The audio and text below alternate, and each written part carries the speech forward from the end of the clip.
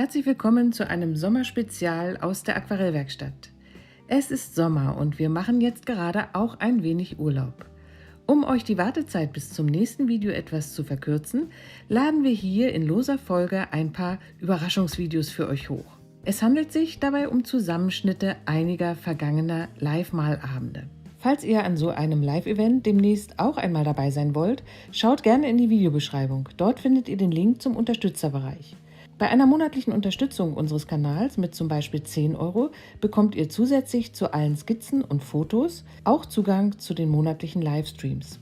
Dies sind Malabende hier auf YouTube, an denen wir zusammen malen und ihr im Chat auch Fragen stellen könnt. Bei Abschluss eines Unterstützerpakets, das übrigens ganz einfach monatlich kündbar oder wechselbar ist, bekommt ihr natürlich auch sofort Zugriff auf alle älteren Streams, so dass ihr den folgenden Zusammenschnitt auch in Echtzeit Pinselstrich für Pinselstrich sehen könnt. Nun aber erstmal viel Spaß mit diesem Film.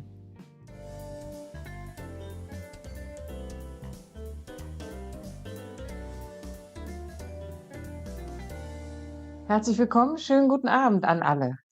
Stellt euch vor, jetzt 150 Leute zusammen in einem großen Raum. Das ist ungefähr die Zahl derer, die jetzt alle zugucken und vielleicht auch mitmalen. Das wäre ja schön. Also wenn wir so alle zusammen wären, da wäre schon ganz schön was los. Und wir starten auch gleich. Ich habe euch nämlich wieder ein Buch mitgebracht und damit geht es jetzt los mit der kleinen Buchvorstellung und dann fangen wir mit unserem Motiv an.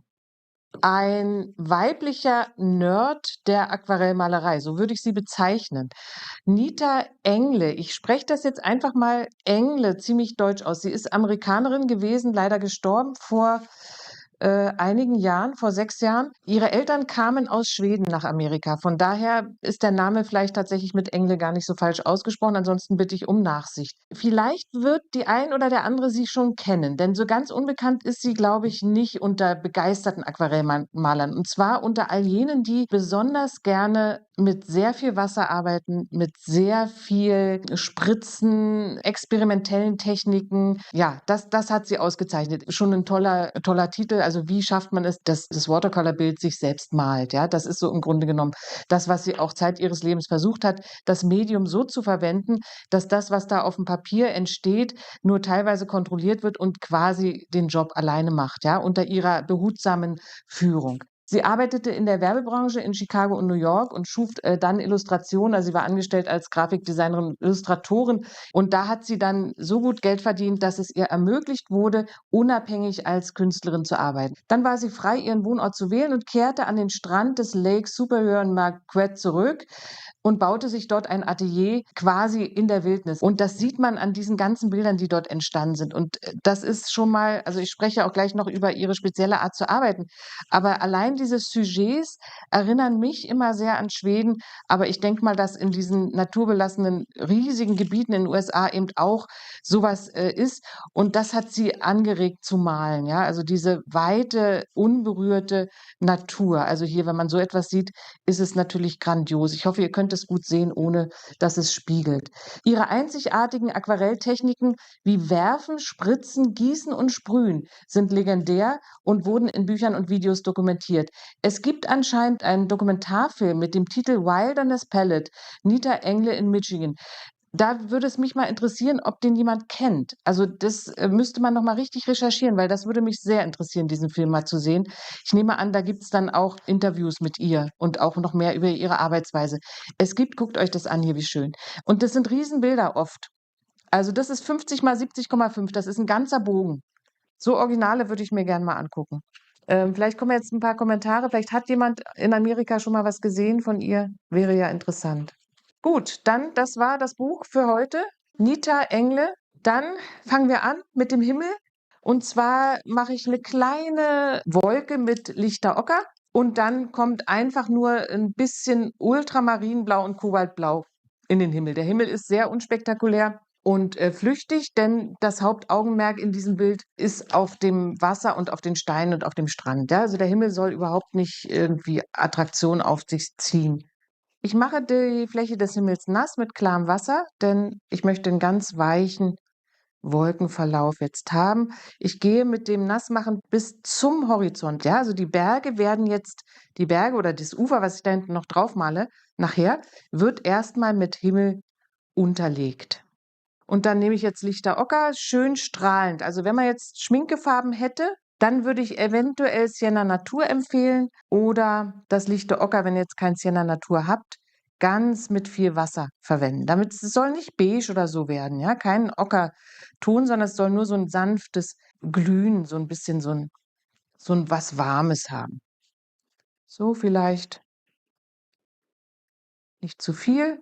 Und jetzt mische ich mir mein Blau, Ultramarin und ein bisschen irgendwie Dreck brauchen wir noch hier. Bisschen von der Palette oder wer das jetzt nicht hat, weil die Palette vielleicht bei euch sauber ist, ein bisschen Sienna gebrannt mit rein. Also ich möchte jetzt gar nicht so ein wahnsinnig strahlendes Blau. Ich nehme auch noch ein bisschen Alizarin, weil wenn das ein bisschen Rot mit drin hat, wird es nachher zu diesem grünlichen Meer besonders schön aussehen.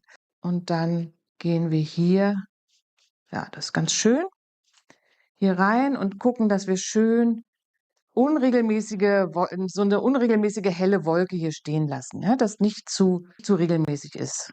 Bis unten runter malen.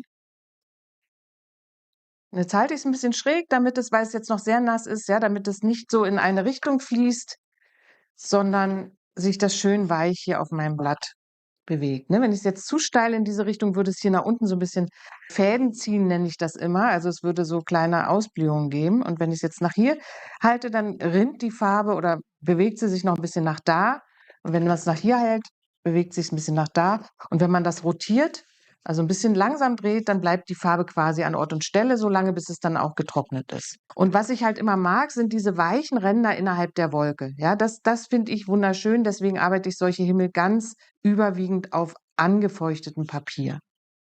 So mehr als 10 Striche sollte man nicht brauchen für den Himmel. Das ist immer ganz wichtig. Diese Schnelligkeit, die Flüchtigkeit, mit der der Pinsel das Papier berührt, ist wichtig. Und dann wird die Papierfaser eben nicht so niedergedrückt. Und wenn man jetzt aber nochmal und nochmal da reingeht, dann ist irgendwann Muddy und Matsch auf dem Papier und dann leuchtet nichts mehr. Also das hat oft damit zu tun, dass man eben zu häufig über die Fläche drüber geht. Okay, das nächste wäre das Wasser. Und da muss ich gestehen, habe ich vergessen aufzuschreiben, glaube ich, in der Materialliste das Viridiangrün.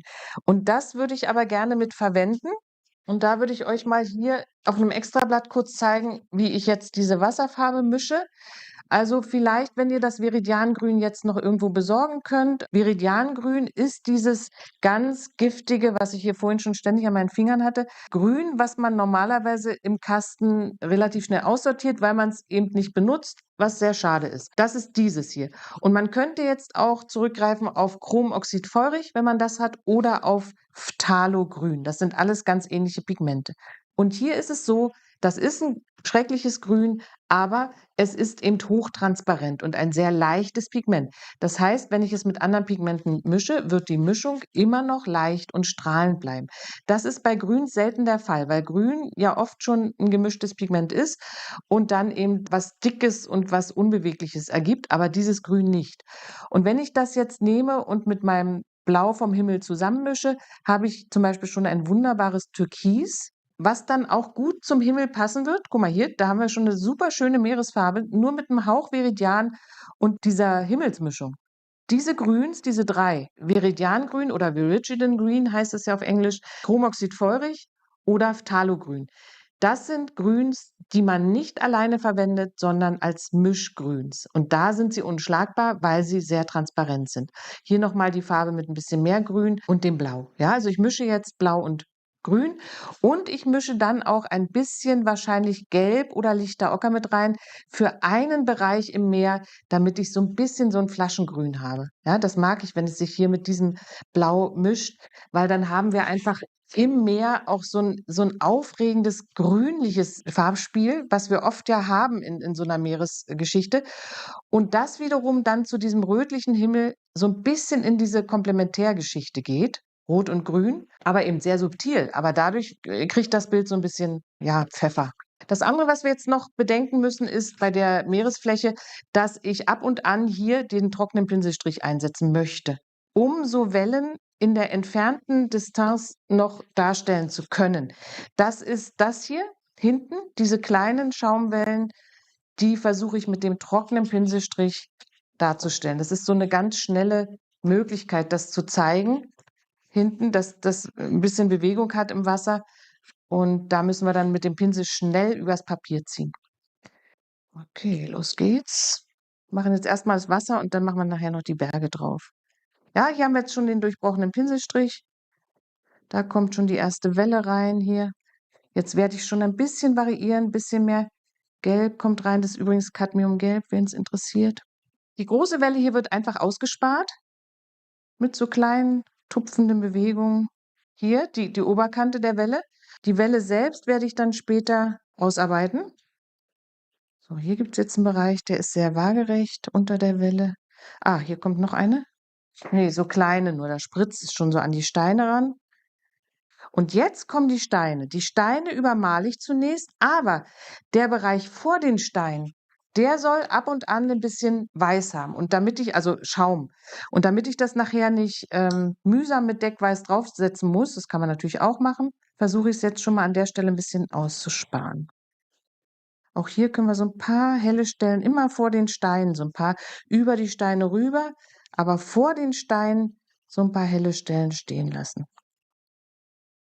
Und den Spülsaum hier werde ich nachher versuchen, noch zu gestalten, ja, mit verschiedenen Dunkelheiten. Und jetzt geht hier auf der linken Seite schon der Strand weiter und da verwende ich lichter Ocker, ein bisschen Jaune Brillant hinten. Ja, hinten soll es ja wirklich sehr licht und hell sein.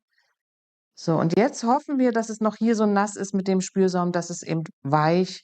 Das ist immer das Beste, wenn einem das gelingt. Noch ein weicher Übergang.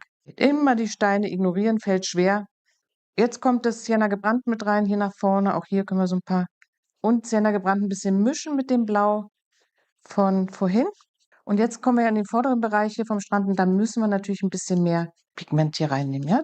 Und da können wir hier ein paar Tupfer noch. So, und hier soll es sich möglichst weich verbinden miteinander. Bisschen Sienna gebrannt und Ultramarin, ganz cremig gemischt für so ein paar Spuren hier schon mal.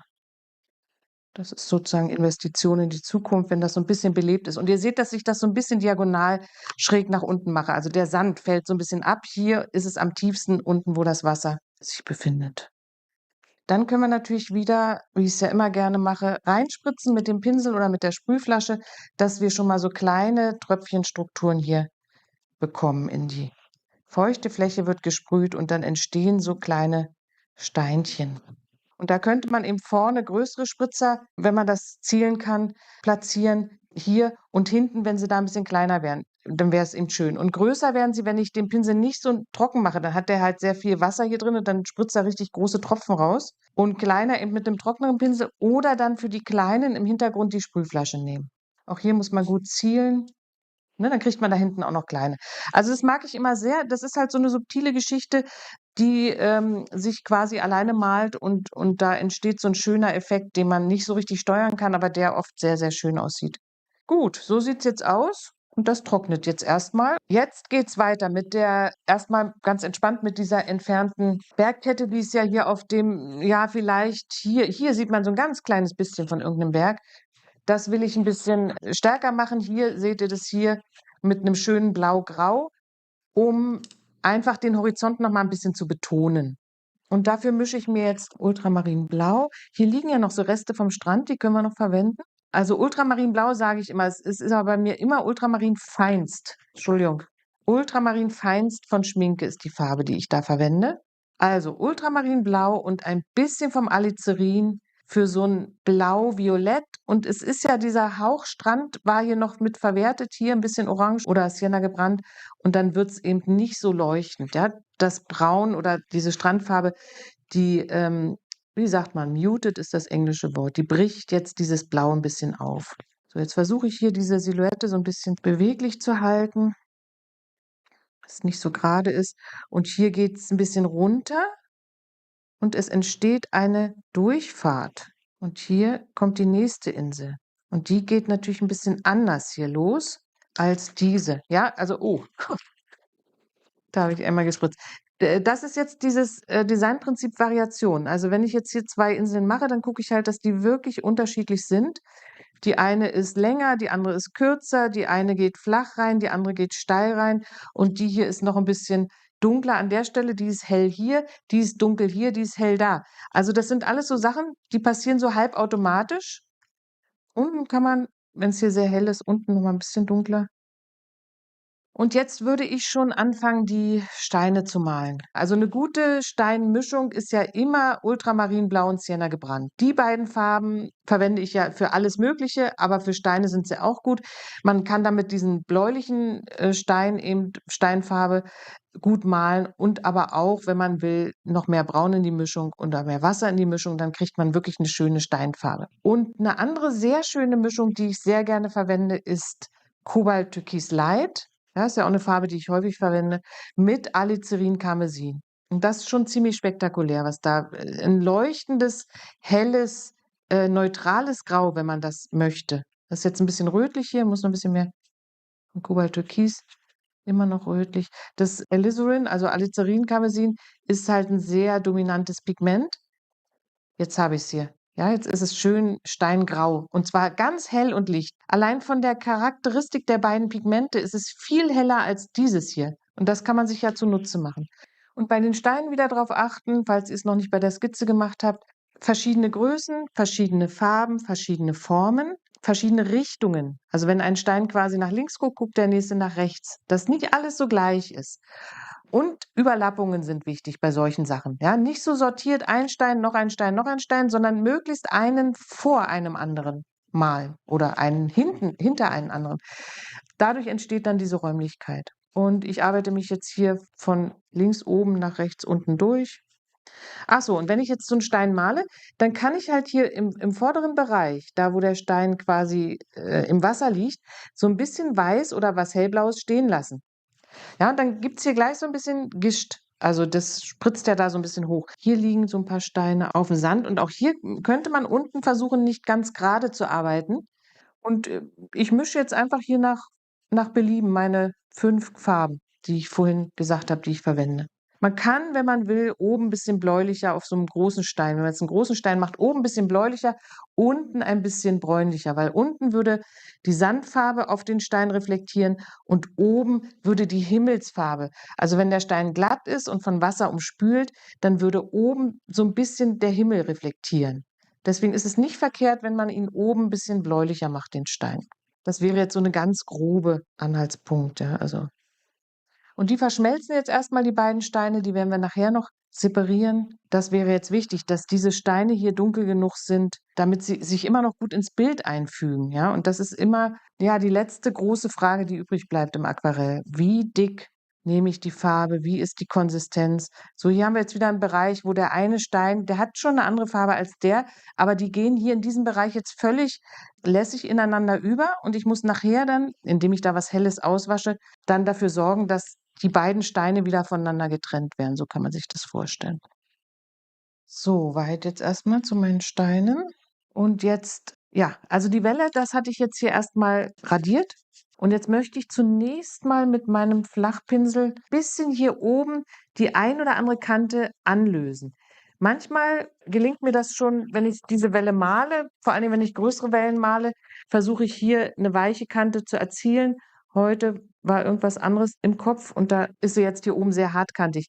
Was schön ist, dass es sehr lebendig hier ist, ja? Also, es ist schon so 'n bisschen Leben drin in der Form. Hier ist 'n bisschen sehr flach, aber man kann das jetzt 'n bisschen anlösen, denn diese Welle bewegt sich ja, die ist ja nicht festgefroren, ist ja kein Eisberg, sondern die bewegt sich und alles, was Bewegung ist, hat 'ne gewisse Unschärfe. Und wenn die Kante zu scharf ist bei so 'ner Welle, so wie bei 'ner Wolke, ja, dann bewegt die sich nicht mehr. Also, Wellen und Wolken gerne mit weicheren Kanten. So, jetzt noch mal zu dem Flachpinsel. Da kriege ich manchmal 'ne Mail und vielleicht haben das schon mehrere bemerkt bei ihren Flachpinseln. Wenn die jetzt 'n bisschen älter werden, dann hat man das, dass die sich so aufspreizen. Das ist dann eben auch diese Pinsel werden abgenutzt, vor allen Dingen, wenn ihr viel mit denen auswascht. Ich wasche ja sehr viel aus in meiner Technik, grade bei Aquarell ganz anders. Und wenn man das jetzt so 'n halbes Jahr macht mit dem Pinsel, dann ist der irgendwann auch schon, so weit, dass man sozusagen 'n neuen braucht. Aber mir wird dann berichtet, dass er sich hier so aufspreizt. Ja, dann kommt hier so 'n V, also so. Das würde mich jetzt aber nicht hindern, mit diesem Pinsel weiterzuarbeiten, denn ich mache ja sowieso vor jedem Auswaschen mache ich den Pinsel einmal im Wasserglas nass und dann wird er im Tuch trocken gemacht, dann mache ich den mit den Fingerspitzen, ziehe ich ihn mir in die Form und dann ist das V auch weg. Und dann wasche ich aus und dann kommt der nächste Stein und dann mache ich ihn wieder nass und dann mache ich wieder das. Also so arbeite ich mit diesem Pinsel. Und ich habe neulich im Kurs, hatte auch eine Teilnehmerin, war so unglücklich, weil der immer so ein V machte, der Pinsel. Und ich glaube, das ist jetzt hier sogar der. Den habe ich dann, ich habe ihr einen neuen gegeben, ich sage, komm, nimm einen neuen Pinsel und gib mir deinen. Und ich male mit dem immer noch. Also für mich ist das überhaupt kein Problem mit diesem V. Deswegen kann ich es nur so weitergeben. Immer vor jedem Einsetzen des Pinsels wird er angefeuchtet und angespitzt. Und dann kann man damit gut malen. Okay, jetzt mache ich hier innerhalb der Welle ein bisschen nass. Und da ist es dann eben so, dass ich da jetzt kleine Meeresfarben reingebe, aber nur in den unteren Bereich der Welle. Oben soll möglichst noch weiß, papierweiß stehen bleiben. Und ich mache aber die ganze Welle nass, damit das alles ein weicher Verlauf wird.